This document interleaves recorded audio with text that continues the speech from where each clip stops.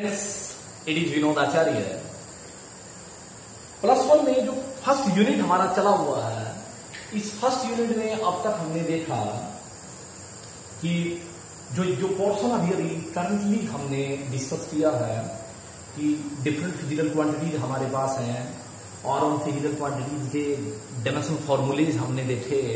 Dimensional formula से हमने उनकी यूनिट्स भी डेवलप की और एक भी टॉपिक हमने पहले पढ़ा था मेजरमेंट के बारे में। उस मेजरमेंट में हमने एक बात, बहुत इंपॉर्टेंट बात हमारे सामने आई थी।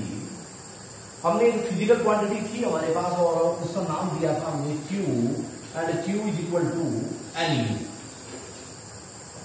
ये मेजरमेंट का रिजल्ट था और मेजरमेंट का जो रिजल्ट आता है वो हमेशा NU की फॉर्म में आता है। N is a number and U is the unit of this physical quantity. Now आज जो हम डिस्कस करना चाहते हैं वो है एप्लीकेशन। हमारा आज का टॉपिक है application of dimensional analysis. Application of dimensional analysis.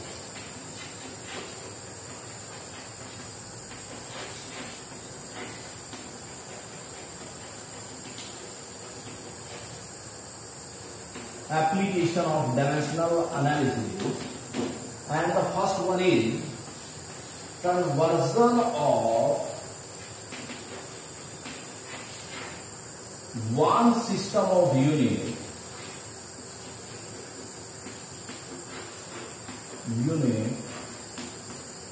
to another।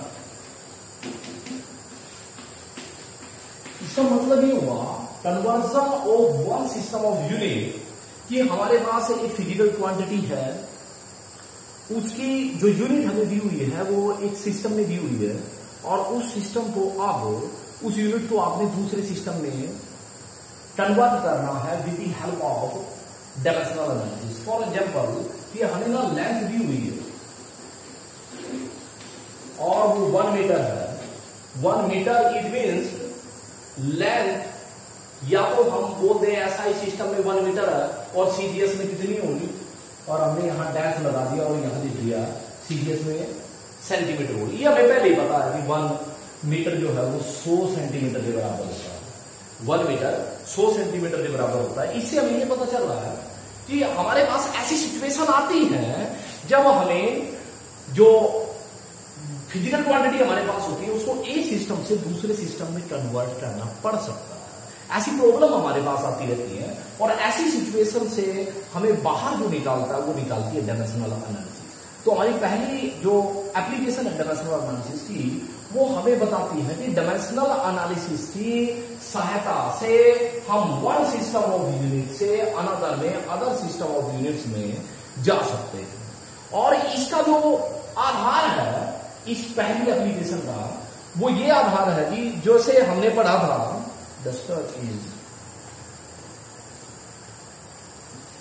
जैसे हमारे पास जो मेजरमेंट का जो रिजल्ट आया था वो ऐसे N, और यदि ये पहले सिस्टम में ले लें N1U1, जैसे N हमने 1 मीटर ली, N is 1, N is U, NU, और ये हमारा ऐसा ही सिस्टम है और दूसरे सिस्टम में हमने ले लिया 100 सेंटीमीटर। अब लेंथ तो उतनी ही है, लेंथ तो उतनी है। जैसे हमारे पास ये मान लो ये रोड होती, एक रॉड हमारे पास है, ये रही रॉड है, ये 1 मीटर है, यस इट इज 1 मीटर, और यदि ये दूसरे सीजीएस सिस्टम में इट इज 100 सेंटीमीटर। अब लेंथ तो उतनी है। It means the magnitude of the physical quantity remain same what ever be the system of units, what ever be the system of units. ये देखिए, अब इसका मतलब ये हुआ कि ये सिस्टम ऑफ यूनिट से N की वैल्यू चेंज हो सकती है। देखिए यहां N1 है, यहां N100 है। ये N और N1 और N2 आपस में चेंज हो सकते हैं, कम या ज्यादा हो सकते हैं one system to another system, but total length of the rod remains constant. It means कि जब किसी भी फिजिकल क्वांटिटी की मेजरमेंट होती है तो हमारे पास जो सिस्टम्स ऑफ यूनिट्स है उनसे जो हमें उसकी वैल्यू मिलती है वो उतनी की उतनी रहती है। This is based on the fact that the magnitude of the physical quantity of a physical quantity remains same. It is based on the fact that the magnitude of a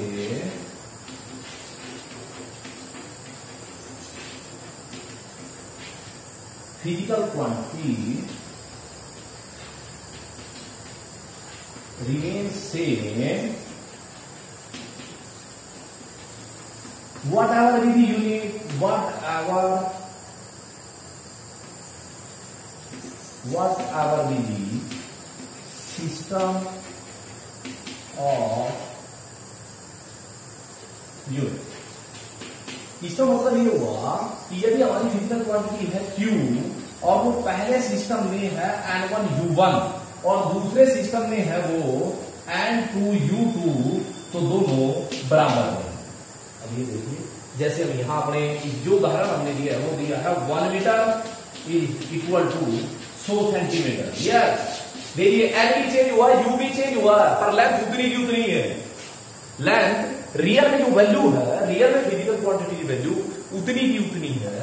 तो हमारा ये जो एप्लीकेशन है, इसका जो principal है वो ये है कि what ever be the system of unit, the magnitude of the physical quantity remains same. It is equation number 1। Another एक बात और सोचिए आप, जो मुझे जरूरत है इस चीज की। हमारे पास फोर्स का डायरेक्शन फॉर्मूला बताइए। फोर्स की यूनिट थी न्यूटन। यस, फोर्स की यूनिट थी न्यूटन। अब न्यूटन ऐसे था हमारे पास, फोर्स का डायरेक्शन फॉर्मूला mL/T-2 और इसकी SI यूनिट बनी थी हमारे पास किलोग्राम मीटर पर सेकंड स्क्वायर। ये हमने यूनिट बनाई, ये हमारे पास न्यूटन यूनिट हुआ। Newton is the unit of force. अब इसका मतलब ये हुआ, जब भी कोई यूनिट हमारे पास बनती है, अब न्यूटन जब बना था वो बना था mL और T-2, mL/T-2। न्यूटन में अपने आप ही जो यूनिट होती है, यूनिट अपने आप mL और T की बेस पावर के रूप में होती है। जो यूनिट होती है वो mL और T के रूप में होती है। जैसे हमारे पास, यदि हम इसको CGS सिस्टम में ले लें, ये तो हमने दिया है SI सिस्टम में, CGS सिस्टम में लेते हैं इसको। ये देखिए, ये हमारे पास फोर्स जब CGS सिस्टम में लेंगे तो किलोग्राम बन जाएगा ग्राम। उसके बाद हमारे पास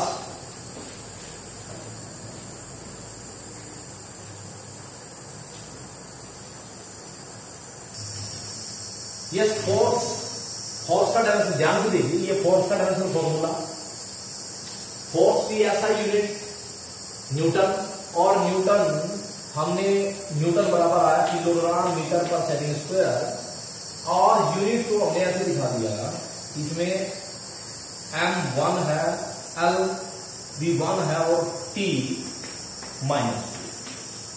अब जब यही फोर्स CGS सिस्टम में मापा जाएगा तो हमारे पास जो यूनिट होगी वो होगी ग्राम, ये हो रहा सेंटीमीटर, ये हुआ पर सेकंड स्क्वायर। अब ये देखिए, यहां इस समय जो अब भी इसमें mL और T ही है, mL और T ही है। M1 है, L V1 है और T-2 है, पर दोनों में डिफरेंस है। ये M ग्राम है CGS सिस्टम में, और यहां जो M है वो हमारा किलोग्राम। इसका मतलब ये हुआ कि जो पहली यूनिट है हमारी, ये वाली यूनिट, वो मैंने ऐसे बना दी M1 L1 T1 का स्क्वायर। और जो दूसरी यूनिट है, ये वाली यूनिट CGS सिस्टम में, वो हमने बना दी mL और T-2 है, पर ये अलग है। अभी देखिए, यहां जो पहली यूनिट है वो mL और T के रूप में है, सारी यूनिट ऐसे ही होती है। लेकिन जब उसी यूनिट को दूसरी सिस्टम ऑफ यूनिट में हमने लिखा तब एम एल और टी की पावर तो वही रहेगी जो फोर्स में है, लेकिन जो कि बेस यूनिट है, जो उनका बेस क्वांटिटी है, उससे जो यूनिट है वो चेंज हो चुकी है। इसीलिए M1 L1 T1 मैंने पहली यूनिट में लिया और M2 L2 और T2 दूसरी यूनिट में लिया। सपोज अब आगे लीजिए, suppose M1 L1 T1 are the base quantities in first system of unit and M2 L2 T2 are the base quantities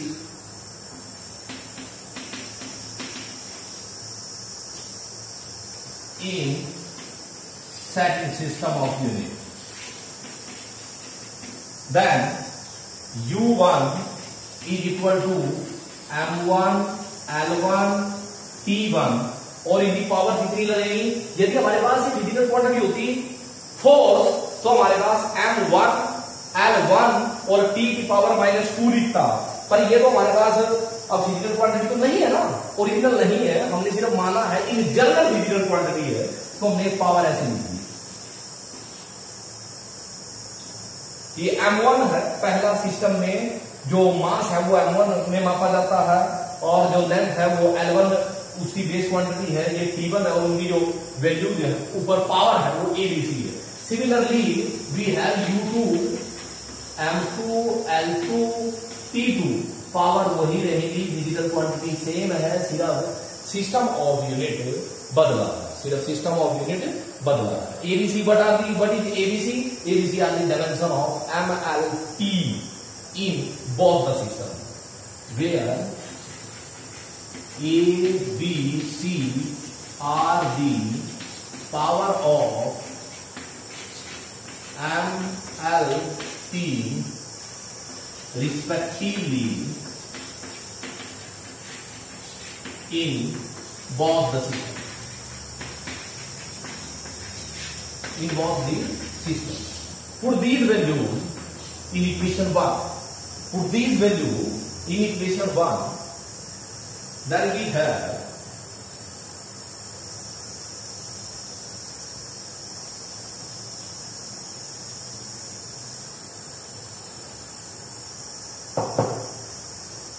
N1 into M1 L1 T1 A B C N2 M2 L2 T2 A B C, and then N1 is equal to,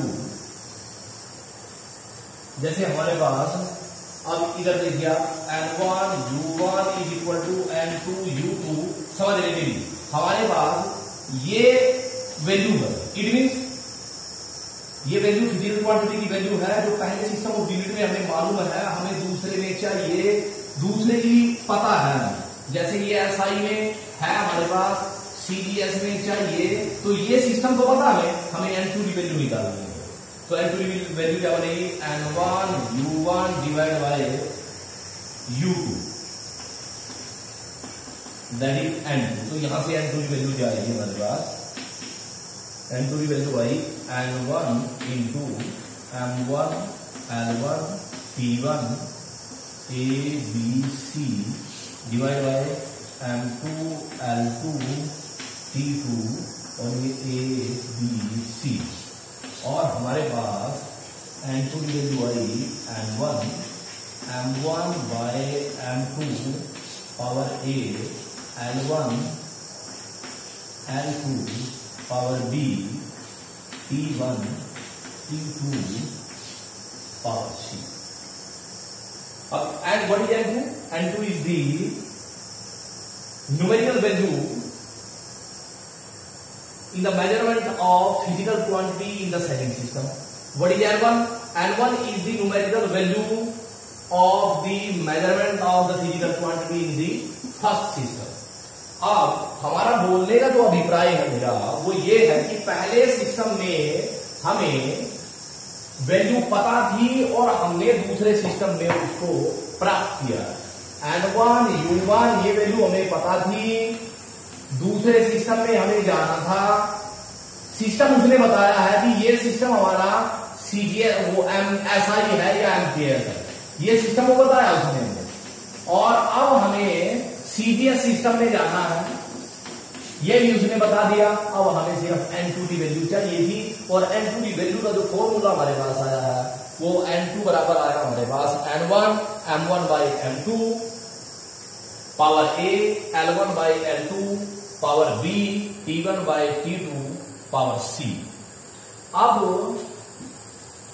ये जो formula हमारे पास आया है, इस फॉर्मूले से problem solve करते हैं, तब ज्यादा समझ आएगी ये चीज। हमारे पास एक प्रॉब्लम है कि हमारे पास एक फोर्स है, फोर्स दिया हुआ है, हमारे पास दिया फोर्स दिया हुआ 1 न्यूटन,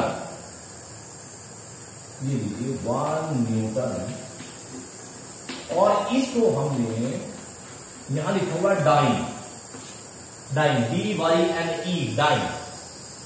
अब डाइन की नई यूनिट है जो हमने सुनी नहीं है, 10th तक आती नहीं है हमारे पास, इसके बारे में हम अभी थोड़ी सी चर्चा हो जाए इस पर भी। ये देखिए, जब हमारे पास जो फोर्स आया था वो आया था मास इनटू एक्सेलरेशन। यस, जब इसको हमने किलोग्राम मीटर पर सेकंड की 2 रखा तो इसको बनाया न्यूटन। ये हमारा एसआई सिस्टम है, एसआई सिस्टम में भी बोल सकते हैं और एमटीएस में भी, दोनों में यही बनेगा। और जब इसको सीजीएस में बोले तो सीजीएस में मास कितना था, ग्राम सेंटीमीटर पर सेकंड स्क्वायर। एंड अब ये जो फिजिकल क्वांटिटी आई है, जो यूनिट हमारे पास होती है, इसका नाम रख दिया हमने डाइन। भाव ये है कि फोर्स की SI MTS system of units में जो यूनिट होती है, फोर्स की यूनिट वो न्यूटन होती है, और फोर्स की सीजीएस में जो यूनिट होती है वो डाइन होती है। तो हमारे पास प्रॉब्लम ये है कि उसने बताया कि फोर्स की वैल्यू है 1 न्यूटन, और ये डैश डैश और बराबर आ रहा है डाइन। ये प्रॉब्लम वैसी ही है जैसे हमारे पास है 1 मीटर बराबर डैश डैश और यहां सेंटीमीटर, हमें पता है यहां 100 आएगा, है ना, हमारा प्रीवियस नॉलेज हमें इतना तो पता है हमें। अरे 10वीं तक इतनी साइंस तो हमने पढ़ी है, मैथमेटिक्स पढ़ा रहा है, या कि 1 मीटर में 100 सेंटीमीटर होते हैं, या 100 आएगा। उसी तरह यहां उसने पूछा कि डायमेंशनल एनालिसिस की हेल्प से आप ये प्रॉब्लम सॉल्व कीजिए कि how many dynes are there in 1 newton, 1 newton में कितने डाइन होते हैं। अब ये देखिए, ये हमारा हुआ N1, ये हुआ U1, ये हुआ N2, ये हुआ U। अब U1 U2 दोनों हमारे पास है, N1 हमारे पास है, N2 निकालना है, और N2 का फॉर्मूला ये रहा। तो सबसे पहले हम देखिए आप M1 M2, पहले हमें पता होना चाहिए M1 M2 कितने हैं, पहले हमें पता होना चाहिए कि हमारे M1 M2 कितने हैं। पहले देखिए ये किसकी फिजिकल क्वांटिटी कौन सी है, यहाँ फोर्स, फोर्स का फॉर्मूला MLP-2।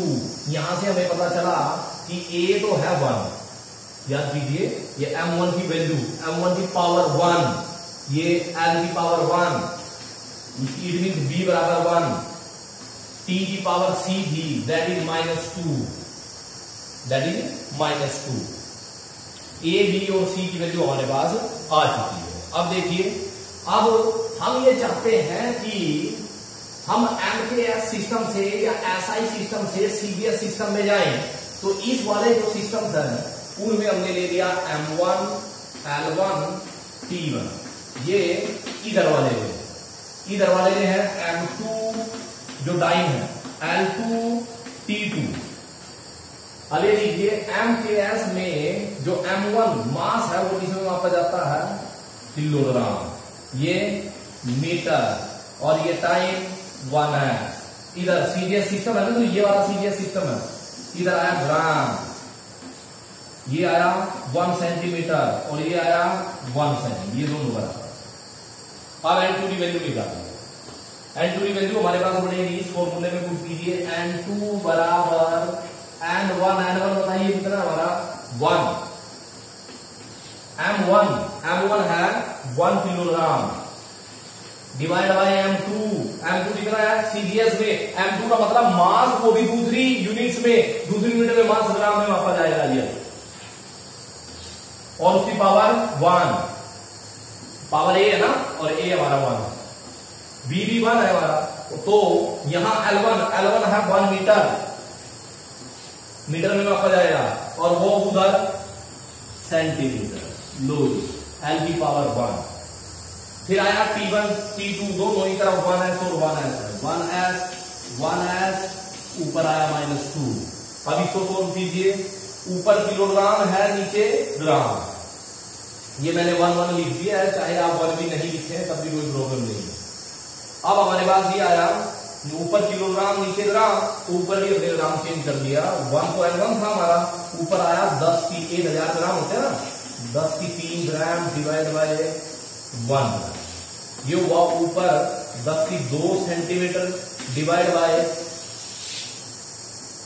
1 सेंटीमीटर, और 1 डिवाइड बाय 1 उसकी पावर -2, ये 1 ही हुआ हमारा, और N2 हमारा आया GM से GM कैंसिल हो रहा है से 10 की 3 इंटू 10 की 2, और ये आ रहा हमारा 10 की 5। इट मीन्स यहां हमारे पास आया 10 की 5, ये आया 10 की 5।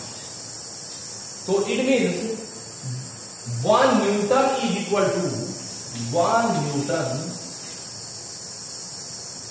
यदि पूरा लिखना है तो n छोटा आएगा, 1 न्यूटन बराबर 10 की 5 डाइन। अब डाइन एक छोटी यूनिट है, ऐसी 10 की 5 यूनिट, 10 की 5 मीन्स 1 2 3 4 5, कितना हुआ है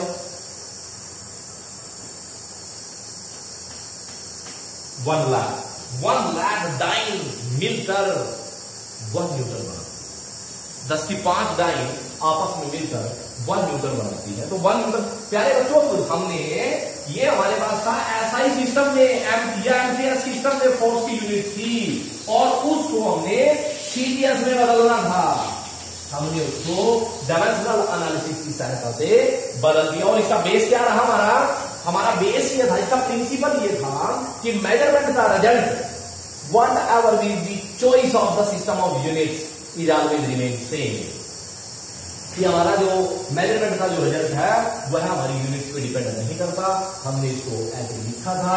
और दूसरी जो बात हमने इसमें यूज की वो ये कि किसी भी यूनिट में बेस क्वांटिटी जरूर होती है।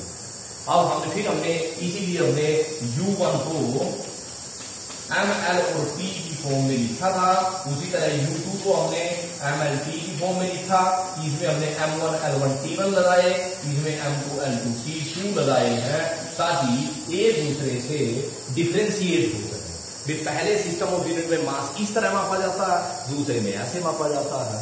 इस तरह हमारी डायमेंशनल एनालिसिस की ये पहली एप्लीकेशन थी कि conversion of one system of unit to another system of unit. अब आप यदि चाहें तो बहुत सिंपल आपका एक अनदर एग्जांपल है जिसको आपने अपने आप ट्राई करना है। जैसे मान लो हमें दिया है वेलोसिटी है 24 मीटर पर सेकेंड और इसको चेंज करना है हमें सेंटीमीटर पर सेकेंड। अब ये देखिए हमारे पास वेलोसिटी है तो LT-1 है, इट मींस यहां A is 1, A is 0, B is 1 and C is -1। अब इस सिस्टम में देखिए, इस सिस्टम में M, L और T कैसे मापे जाएंगे? M मापा जाएगा किलोग्राम में, L मापा जाएगा मीटर में और T मापा जाएगा सेकंड। ये पहले सिस्टम में इसलिए हमने इसको ऐसे लिख दिया। दूसरे में देखिए M2 सेंटीमीटर वाला ग्राम और L2 हमारे पास आया सेंटीमीटर और S आया टाइम, हमारे पास ये आया टाइम। अब N2 की वैल्यू देखिए, N2 बराबर N1 into m1 by m2 power a, l1 by l2 power b, p1 by p2 power c। अब ये चेक करनी है हमें।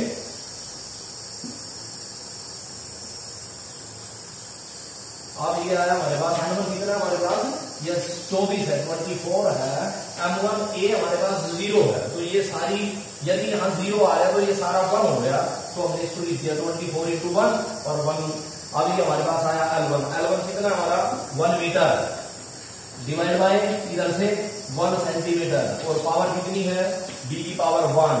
इधर टाइम यहाँ भी 1 है, उधर भी 1 है, और वैल्यू -1, ये भी 1 हो गया। और हमारे पास n2 आया 24 इंटू ये वाला भी 1, ये वाला भी 1 बचा ये, और ये हुआ 1 मीटर डिवाइड बाय 1 सेंटीमीटर, और ये हुआ 24, और 1 मीटर को सेंटीमीटर में बदल दिया हमने, 10 की 2 centimetre divide by centimetre, centimetre से सेंटीमीटर कैंसल, और ये आ रहा हमारे पास 24 इंटू 10 की 2, 10 की 2 100 का, इट मीन यहाँ आ गया 2400। इट मीन यहाँ जो आएगा ये आएगा 2400। इट मीन यदि वेलोसिटी कोई बॉडी हमारे पास है जिसकी वेलोसिटी 24 मीटर पर सेकंड है, ये हमारी एसआई सिस्टम में है, और उसी तरह यहाँ सीवीएस सिस्टम में उसकी जो वेलोसिटी होगी वो 2400 सेंटीमीटर पर सेकंड। तो प्यारे बच्चों, हमने जो डायमेंशन ऑफ एनालिसिस की पहली एप्लीकेशन लिखी है, जो पढ़ी है, जो समझी है, तो इस एप्लीकेशन की बहुत सारी प्रॉब्लम्स आपके पास हैं, ये प्रॉब्लम आप सभी ने कर ली है। Okay, thank you.